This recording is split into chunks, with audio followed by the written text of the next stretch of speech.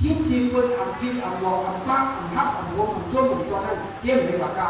ชิดเอ็ดนั่งยิงอันพิสุทธิ์ครับอันนี้เป็นทุกการตัวกันนะก็ไม่ควรต้องขับได้หากว่าชอบกินอ่ะเหมือนกันพวกนั้นมันเป็นสีขาวพวกนั้นมันเป็นสีดำพวกนั้นมันพิจารณาแค่หนึ่งแบบพวกนั้นน้ำที่ชอบเป็นสีดำอันนี้มันพิษแบบอันนี้มันบอกว่าตู้หูก็ในนี้ก็ว่าสุจาเอาลึกสุจาไหลเขาอ่ะก็นั้นมันย่อบอกว่าเนี่ยมันติดตู้หูก็ในพวกสุจานั้นสุจาอยากได้เนี่ยก็สุจาว่าเตี่ยมให้มันแข็งให้มันติดตัวนิดนึงให้มันติดตัวเองแบบนั้นแถวมันติดขาเราขามันก็หัวโตว่าผมมันก็หัวโตก็เพราะฉะนั้นแหละที่เพื่อนทำพิษเอาบอกป้าผมบอกช่วงนั้นบริการนะ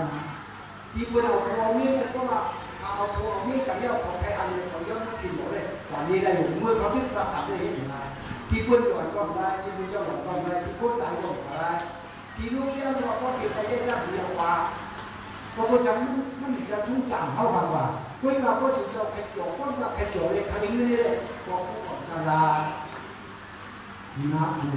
ตัวสุดจะนั้นก็สุดจะติดการเลยสุดจะตัวเองยุ่งได้ผมนั่นดีนั่งนั่งมาสุดจะแต่ที่เอาตางอกว่ามันจะเป็นชาโน่นเลยก็ยังในทางนี้เราคิดว่ามันแข็งคงมันแข็งผมก็มันมากแต่มันเหนียวมันก็การอยู่เรื่องอยู่ที่อะไรก็เป็นหัวเทียบกับเรื่องการเดินมันถูกคนชาชูก็ต้องคนเป็นมาเป็นชาติเนี่ยว่าผมไม่ต้องพูดอะไรพูดอยู่ที่ไหนอันนี้ก็มันการยุ่งยองแต่เพียงยุ่งยองเชื่อเพื่อนจุดเจ้าของในสิ่งเจ้าด้วยเอาพี่น้องเขาลูกพ่อกับมึงตรงที่เนี่ยหัดพี่น้องเข้มหัวหัดตัวเขาเข้มหัวมึงพูดเราเป็นมือของมึงเนี่ยก็เลยก็เข้มหัวจะในเขาว่าเข้มหัวเขามันจะได้ไม่เจ็บมือฟันกว่าที่เข้มหัวให้เลยเข้มหัวจะเลยค่ะก็ไม่เห็นว่าแบบจะที่ว่า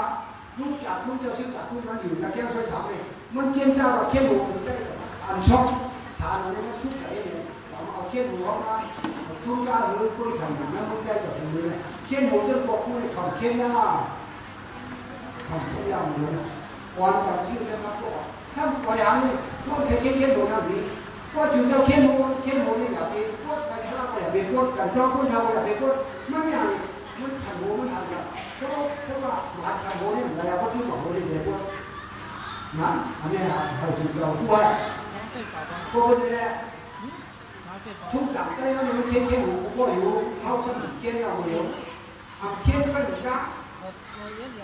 เขาฉันยืนมันวันนี้เชี่ยงได้หนึ่งมาเหมือนมาเห็นสามปักไปฮะรู้ว่าหนึ่งก้าอยู่ที่อะไรเชี่ยงได้ผมมาเหมือนละมันมาเหมือนสามปักไปตาเนี่ยแหละก็ไม่วิจารณ์อยู่นั้นมันเป็นบุญมุตระการบริเวณนั้นนะสิเพราะสิ่งนี้เอาลูกเอาตัวเอาสักอะไรเนี่ยก็ไม่จำเพราะว่าไอ้มาเอาช่วยเนี่ยเพราะสิ่งนี้เป็นกว่าเพราะสิ่งนี้เป็นกว่าเนี่ยสุดเจ้าได้ยินเมื่อไรก็มันเมื่อไรก็ปิ้งแล้วดูสิปิ้งแล้วสุดหัวซะความสุขกับสุดเจ้าความใกล้สุดจะบอกเขาอย่างไรลูกสุนิจังการสุนิการเงินจริงๆอันการการเงินผมเนี่ยเบี้ยแค่สุนนี่มันก็เบี้ยทุกสายมันมาเจ้าจ้าเกี่ยวเดียวจ่อมาเห็ดเชียงใจของมันมาเห็ดของมันว่ามันเห็นมีธรรมชาติมันมีหัวเลยนะโยคือยาวมาสู่เมืองไทยที่ให้เก่าโบราณโยฮะอันนั้นไม่ได้เป็นโยกิโยอะไรโยกิของผมยาวนะที่นั่งยืนทำไว้สัมสาลงนั่งเฮาที่ก็แค่ยังตรงนักเลยนั้นปล่อยเราจับอยู่เนี่ยจูเปียวพยองเนี่ยเขาทำอันนี้มาทำตัวเราอันนี้ก็พูดหัวเยอะว่าพูดหัวไม่ได้เพราะว่าเนี่ยเชียงแต้เนี่ยมันเก่งจริงๆรู้ว่าจะอะไรบ้างคนทุนนั่นเขาดีเอาหัวมันไม่ได้เชื่อพูดได้ในเงินขึ้นกับพม่าใจขึ้นพูดกับพม่าดีมุ่งใจกว่าขึ้นกับพม่าเลยทำเลยกับที่เราดีเขาทำเลยที่เราดีเขา มือเดียวเนี่ยอันนั้นเจ้าเนี่ยถอนกันไปนะที่แค่เยื่อฉลาดจะฟังนั่นเองเยื่อเนี่ยทำของแดที่เจ้านี่ตั้งแต่ตั้งอยู่โดยหาเรื่องเจ้าอามิก็ชัดไปเที่ยวอามิคุณก็เลยที่ดีเช่นตั้งอามิอยู่นะเว้นก้าอามิทำหาเรื่องเจ้าคนได้คำอย่างสุดเปี้ยเปี้ยตัวคนกินกันไหนเชื่อตัวเลยว่าเข้ามามือเนี่ยเข้าโจไหนได้ห้ามใจสังวาเมื่อมันเมื่อขึ้นเมื่อไหนคนจะมีเมื่อเดียวต้องมันเมื่อไหนเอาเมื่อพอคู่กันเมื่อก่อนที่ยังอายุโหดอย่างนั้นเมื่อเดียวที่ยังมีเรื่องมีสามสามที่ยังมีเรื่องมีโกรธที่นั่นมันเกิดมีสามแล้วถ้ามีดีอย่างนี้ชิดชิดหาหกล้าที่ไหนหาพอคู่ยังมีอย่างของอายุอย่างแล้วก็ไม่ทำละเวลามันเมื่อมันได้ข่าวเนี่ยแต่ว่าพอคู่อันจ้างของนั้นเกี่ยวคู่ได้เนี่ยพอคู่อย่างเราจะชื่อเราติดคู่เหตุติดคู่ได้เราติดคู่เนี่ยคู่ติดคู่ได้สามคนเราก็เกี่ยวชิดของโอยา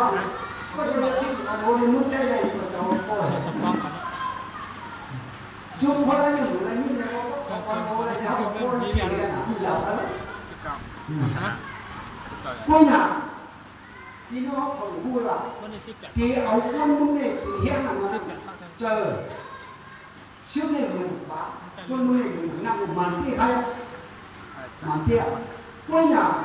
เขาเหมือนคนเมื่อเราจะอ่านเขาเหมือนคนเมื่อเดียวคนมึงกับเขาเนี่ยก็คนเอาคนมึงกระโถงเนี่ยคนที่อย่างยอดว่ามันไม่เมื่อเดียวก็เดียวกระโถงเนี่ยที่ได้ต่างชาติของเจ้าเนี่ยกระโถงลองซ้ำถ้าอย่างนี้คนกล่าวอยู่เขายังไปชมมันพวกมึงยังอะไรหรอกเลยน่าจะได้มันก่อนจะแล้วเดี๋ยวเอาคนมือกับพระโชคของมันมันไม่พุ่งจะได้ไงครับไม่สุดแล้วหลุดพัดมาเดียวกำพองไม่ว่าปาทีการเมืองปาทีชิดเจริญเขาคนมืออ้างผู้ชายมันนั่นแหละนี่ว่าอะไรครับเพราะมันเป็นพี่อย่างสุดเลยแต่ที่พี่อยากชูนั้นเขาคงไม่ได้ซุ่มอะไรกันถ้าชูเจ้าอยากที่อันว่าหรือซุ่มนั้นมันเป็นแต่แล้วหรือซุ่มเขาเป็นแต่นั้นมันอยู่ข้างคนเขาเลยเขาก็อยากไปดักเจอคนไหนไอ้เหมือนเจอเขาเป็นมันดิ่งได้เมื่อเดียวที่เขาทำเนี่ยพวกคนกันเฮ็ดกันข้ามเส้นนี้ด้วยไม่กลับหนึ่งอย่างชูเขาเป็นมันเลยอย่างชูเขาเป็นมันแต่ที่พี่มันเนี่ยเขาเรียกว่าเนื้อคนอยู่เขาจะมีคนดังว่าหนึ่งเจ้าจอมมหาหลวงเจ้าเมื่ออย่างนั้นว่าเขาบอกกันเราจึงอันนี้